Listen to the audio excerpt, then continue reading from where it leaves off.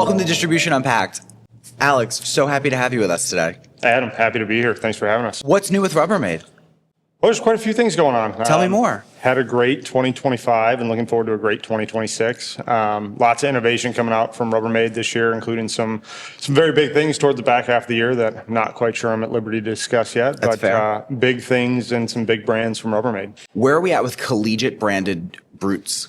We're still working on it. We've got some partners that really specialize in being able to customize our cans, which we can definitely work with on that. But we're very good at making lots of different things, lots of things in one specific color, and we'll let the people who are good at customizing do that.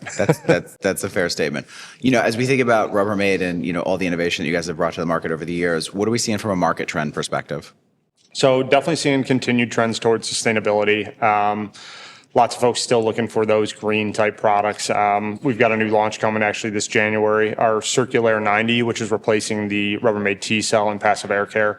It's a rolling change for the existing product. So if you were currently buying T-Cell, you'll start seeing Circulaire 90 show up. But biggest change to that product is that we've moved to a recyclable plastic material in that refill. It's the only passive air care refill where you can take that entire refill, put it directly into that recycling can, and then it goes through the recycling stream without any issues. So no having to take things apart, no having to take batteries out. You toss it right in that recycling bin, and it's been third-party tested to go through that recycling stream. So that's a big one coming out for us here in January. And then we've got some more stuff coming in the back half as well. That's a whole shift around when you think about the total cost of ownership and making life easier for that, for the frontline associate. Correct. Absolutely. I think that's, when Rubbermaid looks at innovation, we really spend a lot of time with the folks on the front line, that janitor, that facility manager, and listen to the pain points that they have and spend a lot of time trying to improve what we have in the marketplace to make their job a little bit easier, make their job a little bit more efficient in any way. That's super exciting. Yeah.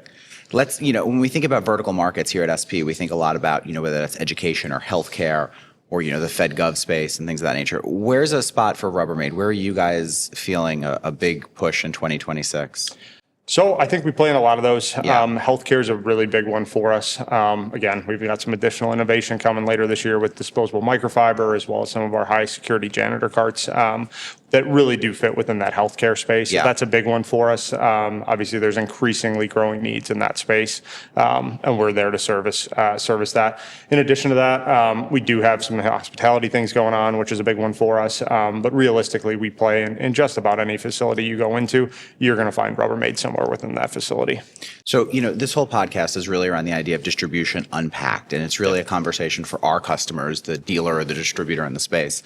What's one or two things that our customers can take is how to best position Rubbermaid and sell your solutions to their end users and their communities? Yeah. Great question. I think first and foremost is we've done a lot of work over the past couple of years updating our content, right? So e-commerce, online portfolios, updating the content that you have on your website is extremely important to make sure that what you're shipping or what appears on your website is what delivers and shows up at the door. Sure. We've done a ton of work within the entire portfolio to get some of that A+ content that consumers and customers expect at this point.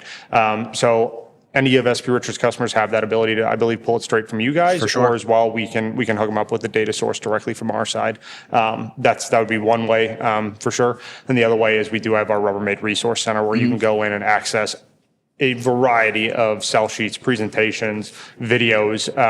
We've done a lot of work in the video space these days as well. So even our YouTube channel, you can go see all the different content that we've made and focused around the different verticals, different end user needs, and then you as the distributor can get that to your sales force. And you guys still do on that resource center, like broken it down by end user. So like if you're going to a med surge facility, this is maybe some ways to position product versus an education facility versus it's a basic non-acute care facility. 100%. That is how we develop our marketing materials, is by end user vertical. Make it really easy on the distributor to say, hey, I want to focus on, long-term care. I want to focus on education. We have all of those, all that sales collateral pre-created for you, where you can just plug and play directly into what you do. That's awesome. Absolutely. So a big theme for SPR as we move into 2026 as we kind of think about our brand and move forward is all about simplifying complexity. You'll start to see more and more of that come out from us, and that means, how do we work together, not only from, manufacturer to RD and wholesale with SP, but also to our customers and then onward to their end users. So as we think about Rubbermaid and what that looks like, how can we work together, but more importantly, how can our customers work with us through, and to you to really simplify complexity so that way it's a better experience all the way through the supply chain? Yeah, great question. I think a lot of that comes down to what we're trying to bring to the marketplace from a Rubbermaid side as well, in terms of having a single source to get our products, right? How can we get our products from our manufacturing facility? And yeah, so how can we get our products from our manufacturing facilities in Winchester, Virginia to the end user, and working through wholesale is that way. So right, having the correct assortment with SP Richards and having that full assortment available to you as the distributor via SP Richards, via our wholesale channel. That I think is the easiest way that we can make our business a little bit easier to do. In addition to that, make sure you're connected with your local Rubbermaid sales representative, whether that be Sammy Mitchell, who covers SP Richards, or your local field representative. They can help clarify some of the complexities of our business, right? We're trying to do some things to make it easier to pick the correct mop head for the correct handle, some of those types of things. There's some innovation coming 2 years down the road that I definitely can't talk about, but I've seen it makes choosing the right product a lot easier. So can't speak to that just yet, cool. But there's some very cool things that we're trying to do long term. Are we going to maybe color the mop head like we do microfiber? Very similar, yeah. Very similar, that's awesome. Yeah. So you've been there, almost a year now? Just a little shy. So what's been the one fun thing you've learned about being at Rubbermaid now for a year? That's a great question. I think just the scale of the business, right? I think one of the coolest things is it does not matter where you go, whether it's an airport, a hotel, a school, a hospital, you're going to see that Rubbermaid product in that facility being used by that frontline worker, right? Whether it's a tilt truck at the Atlanta airport, it's a janitor cart in a hospital, you see it truly everywhere. Any bathroom you go into, you see a Rubbermaid wet floor sign, right? So you just kind of see it everywhere, and I think that's one of the coolest things is just to be able to see your product in use every single day. That's awesome. I was just at an event recently, and we stayed at a hotel, and the frontline associate had one of the carts, but I didn't realize it was not automatic. It wasn't manual. So she like the motorization. That was very cool. Yeah, that's I believe a year or two old at this point. But yeah, we've went and brought in, again, the whole part of our innovation philosophy is to see what that frontline worker needs, right? Yeah. When you look at those hospitality carts in particular, is they're loading those things up with 600, 700, 800 pounds of stuff. And they tend to be smaller stature workers pushing those things around. So how can you make it easier? You motorize the thing, right? Yeah. There's a nice handle there. It helps them push it along. Really great for those big facilities.